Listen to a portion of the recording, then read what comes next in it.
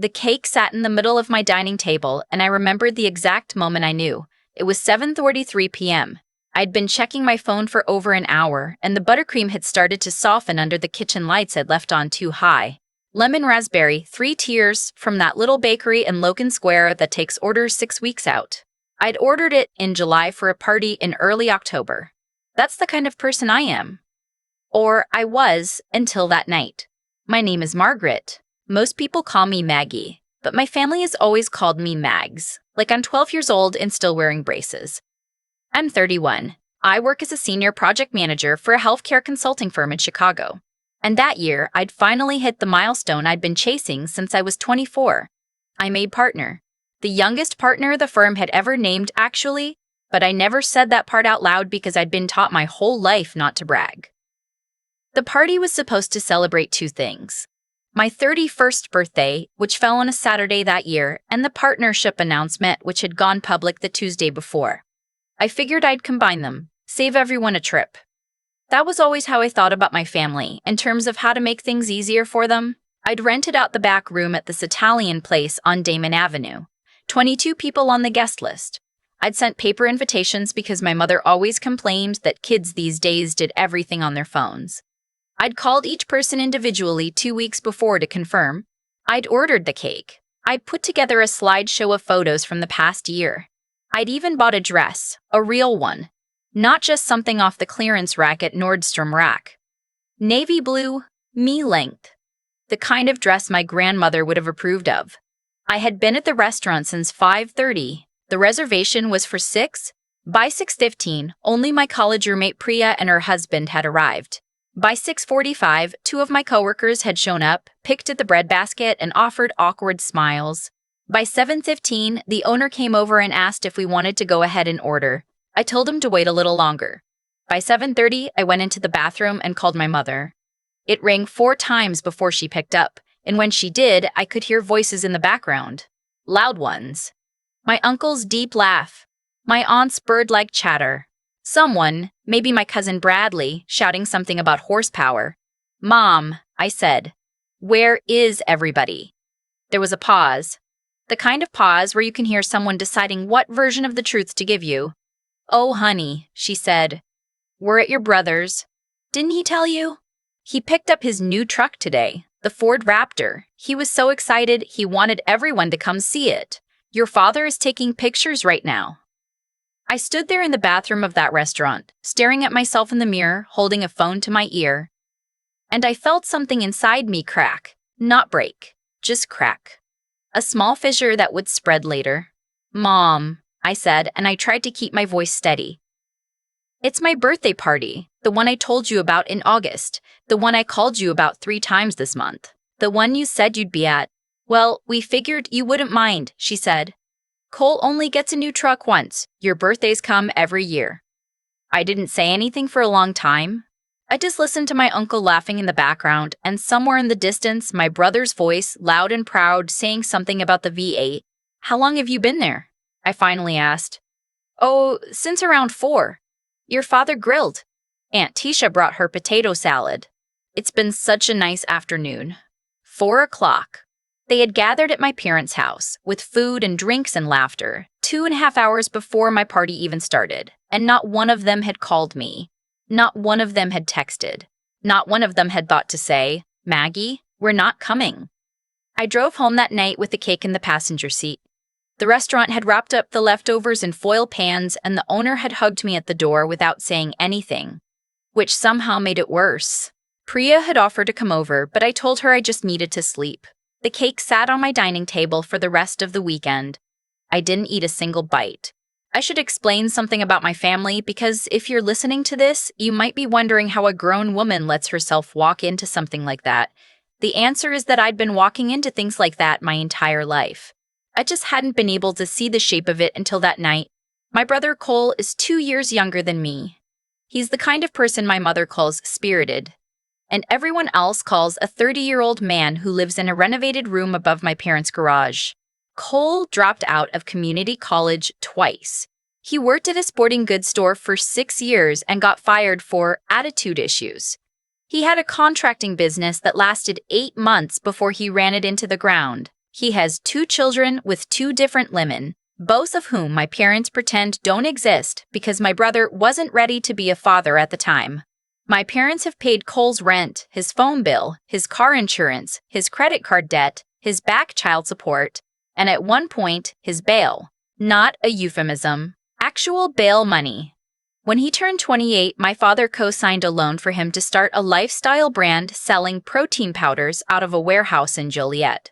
The whole thing collapsed in 14 months and left my parents on the hook for $43,000. Meanwhile, I had been the responsible one since I was old enough to understand what that word meant.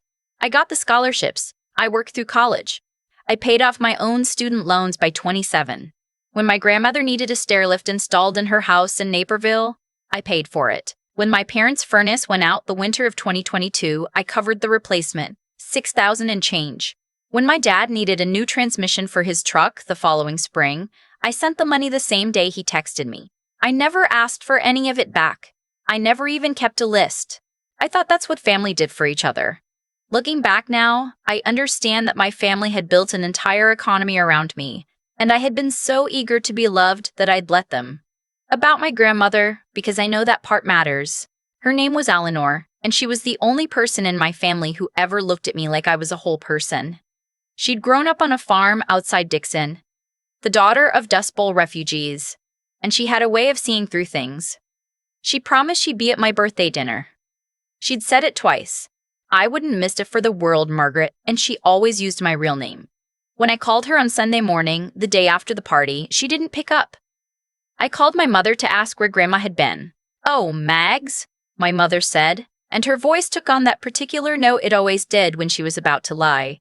"Your grandmother hasn't been feeling well. We thought it'd be too much for her." "She told me last week she was fine." She said her cardiologist gave her a clean bill of health. Well, you know how she gets. Forgetful. Anyway, she ended up at Cole's place. She wanted to see the truck. I hung up.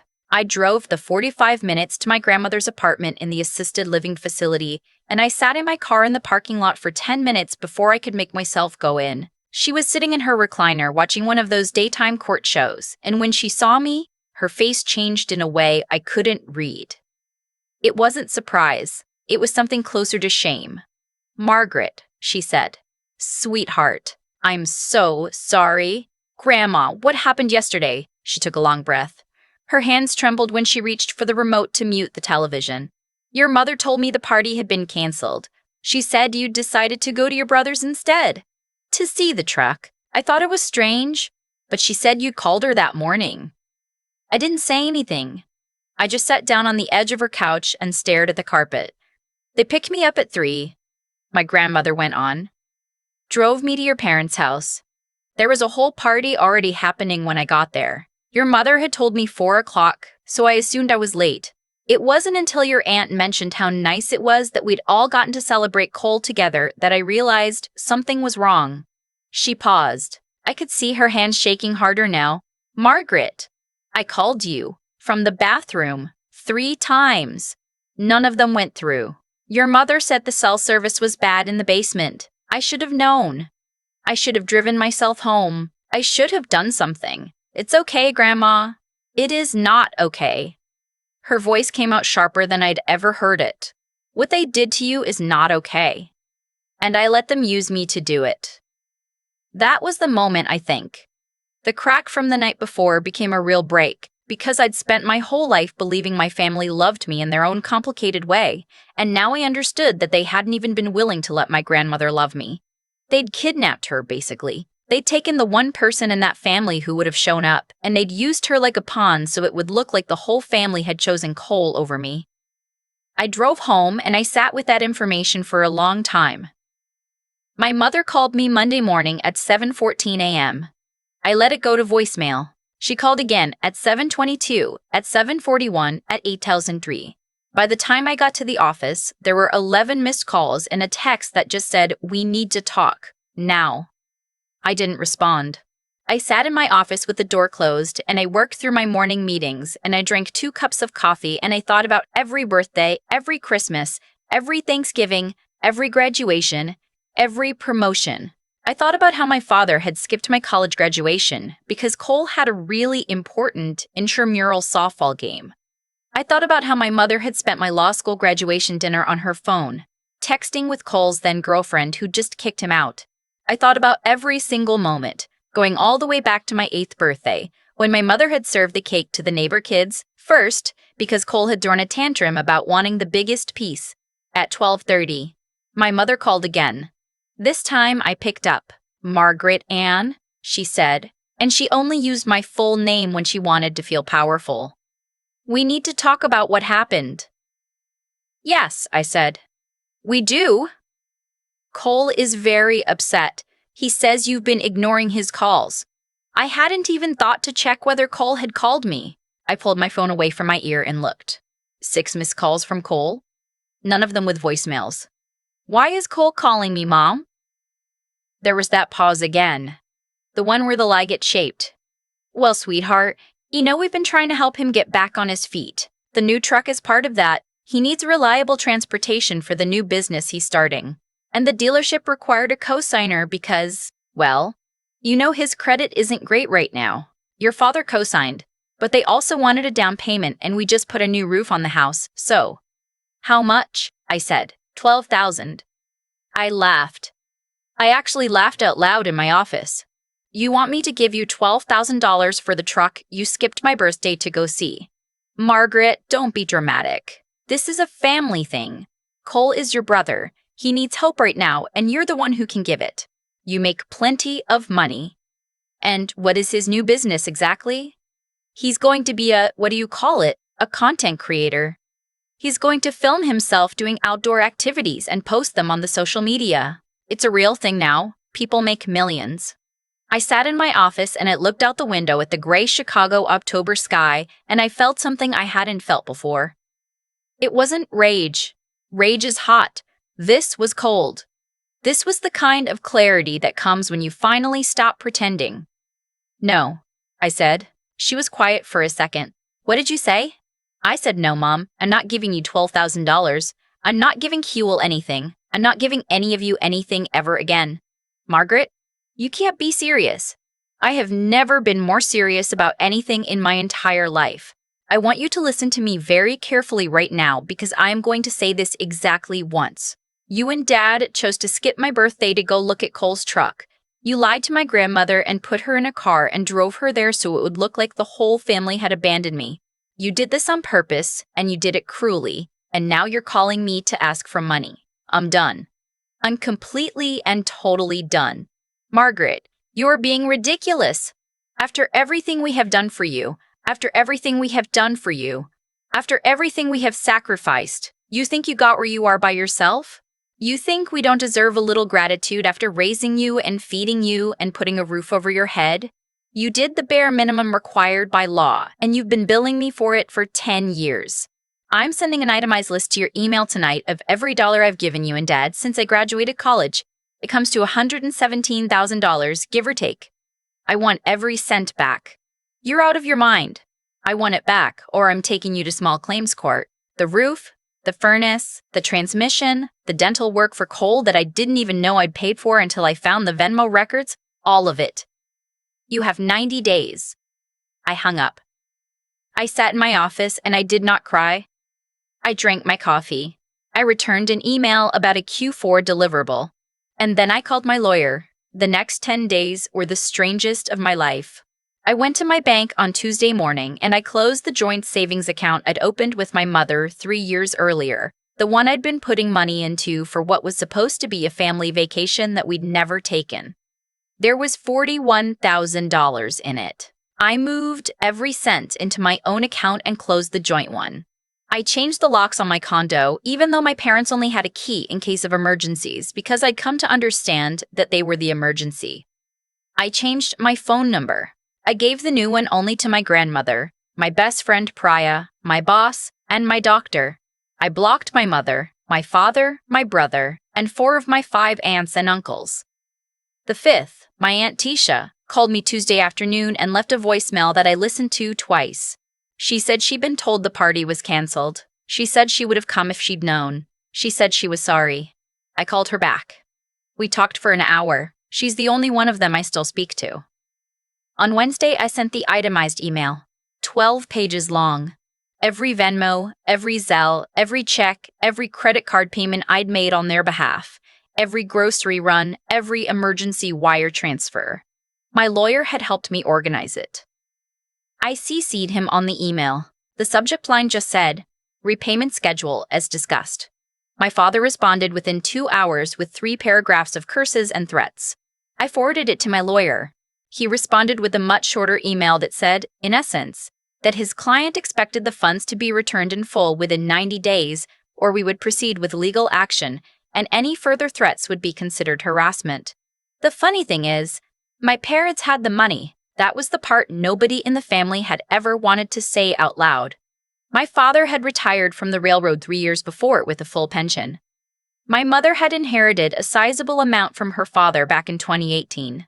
They had been propping up Cole's failures with their own money for years, and somewhere along the way, they'd started using me as the secondary funding source so they wouldn't have to dip into their savings. I had been the buffer between their golden son and their actual financial future, and I'd been too eager to be useful to notice.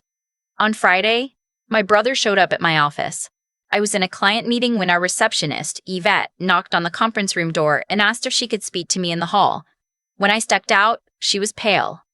There's a man in the lobby who says he's your brother. He's being loud. I walked down the hall and there he was, Cole, 6'2", wearing a hunting jacket and work boots like he'd come straight from the woods even though he hadn't been hunting in 3 years. His face was red. He smelled like beer. Mags, he said, loud enough for everyone on the floor to hear. What the hell is wrong with you? Mom is crying. Dad is having chest pains. Are you happy? Yvette, I said calmly, would you call building security, please? You're going to call security on your own brother? Yes, I said. I am. I walked back into my meeting. I apologized to my clients. I finished the presentation. Cole was escorted out of the building before I was done, and the building's property manager called me an hour later to tell me that they had filed a no trespass notice on him. I asked her to extend it to my parents as well. She did. That weekend, my grandmother came to stay with me. She'd asked her doctor for a note saying she shouldn't be left alone for a few days, and I'd picked her up Saturday morning. We sat on my couch and watched old movies and ate the rest of the lemon raspberry cake, which had survived the week remarkably well in the refrigerator. She told me stories I'd never heard before, about how my mother had been jealous of me since the day I was born because I'd been a quiet baby who slept through the night, while Cole had been a screamer who never let her rest. About how my father had once told my grandmother, when I was 7, that he wished he'd had 2 sons. About how my grandmother had wanted to take me to live with her when I was 11, and my mother had threatened to call the police on her if she even tried. I should have fought harder, she said. I'm sorry, Margaret. You showed up when it mattered. I told her. You're showing up now. The repayment didn't happen all at once. It happened in pieces over the next 4 months. My parents fought it at first. My father hired a lawyer who tried to argue that the money I'd given them had been gifts. My lawyer responded with screenshots of every text where they'd asked for the money explicitly, every email where they promised to pay me back, every Venmo memo that said things like, "We'll get this back to you next month." It was a short fight. They settled in February. Cole sold the truck 6 weeks after they brought it home. He couldn't make the payments. My father co-signed for a used Honda Civic instead. I heard about this from my Aunt Tisha. I have not spoken to Cole since the day he was escorted out of my office. My parents tried, twice, to contact me through Aunt Tisha. They wanted to meet, they said they were sorry. They said they'd been going through a hard time and had made mistakes and wanted to rebuild. I told my aunt that I appreciated her trying to help, that my answer was no, and that I would not be discussing it further. She has respected that. My grandmother passed away last spring. She left me her wedding ring, her copy of a Willa Cather novel she'd been reading the day she died, and a letter that I will not share the contents of, except to say that she told me she was proud of me and that walking away from people who hurt you is not the same as giving up on love. I keep the letter in a small wooden box on my dresser. My 32nd birthday last October, I spent at a cabin in Door County with Priya and her husband and 3 of my work friends. We hiked. We drank too much wine. I ate a cake that Priya's husband had baked from scratch, lopsided and a little burnt on one edge, and it was the best cake I'd ever had. I think about my family sometimes. Not often. Less than I expected to. When I do, I don't feel angry anymore. I feel something quieter than that. Something almost like grief, but not quite, because you can't grieve something you never really had. People ask me sometimes if I regret it, cutting them off, demanding the money back, refusing to forgive. They ask it the way people ask about scars, like they're trying to see if you'll flinch. I don't flinch. I tell them the truth, which is that the only thing I regret is how long it took me. I regret every birthday I let them ruin before that last one. I regret every dollar I sent without asking why. I regret the years I spent making myself smaller so that my brother could feel bigger. The cake on the table that night, lemon raspberry, 3 tiers, was the most expensive cake I'd ever bought. $240, including the tip. It's also the cheapest thing I've ever paid for in the end, because what it bought me was the rest of my life. I keep a photograph of it on my phone. The cake on that empty table. The candles burned down to nubs. Most people would think it's a sad picture. But every time I look at it, I see the moment I stopped paying the bill on a family that was never going to love me back. And I smile. I think about that lemon raspberry cake more than I should. $240, 3 tiers, sitting on a table no one ever came to. For a long time, I tried to understand why my family did what they did. Like if I could just find the right explanation, the whole thing would make sense and stop hurting. But I've come to believe that some things don't have a satisfying reason. They just have a pattern, and the pattern was always going to lead somewhere. The truth I had to face is that I had trained my family to treat me the way they did. Every check I wrote without asking why. Every birthday I let them ruin without saying a word. Every time I made myself smaller so Cole could feel bigger. None of it was love. It was a transaction, and I was the one paying every single bill, including the cost of pretending I wasn't. Cause and effect. You teach people what you'll accept, and then you can't be surprised when they accept it. What I learned, sitting in my office that Monday morning with my mother's voicemails piling up, is that there's a difference between being good and being useful. I'd spent my whole life confusing the two. I thought if I was generous enough, reliable enough, dependable enough, I would eventually be loved the way Cole was loved, freely and without conditions. But that kind of love isn't something you earn by being useful. It's either given to you or it isn't, and no amount of money or sacrifice can buy it into existence. The hardest part wasn't saying no to my mother. The hardest part was looking at my grandmother Eleanor in that recliner and realizing that the only person who had ever loved me without an invoice attached was the person they'd been keeping away from me my whole life. That's when I understood that walking away wasn't cruel. It was overdue. I want to say something to anyone listening who recognizes their own family and mine.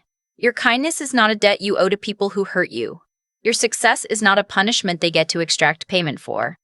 The fact that you can give does not mean you have to. There is a kind of strength that has nothing to do with being agreeable, and it took me 31 years to find mine. I hope it doesn't take you that long. The mind I had to build to walk away from them wasn't built overnight. It was built in the bathroom of that Italian restaurant, holding a phone, listening to my uncle laugh in the background. It was built in my grandmother's apartment, learning what they had done to her. It was built in my office, hearing my own voice say the word no for the first time in my life and meaning it.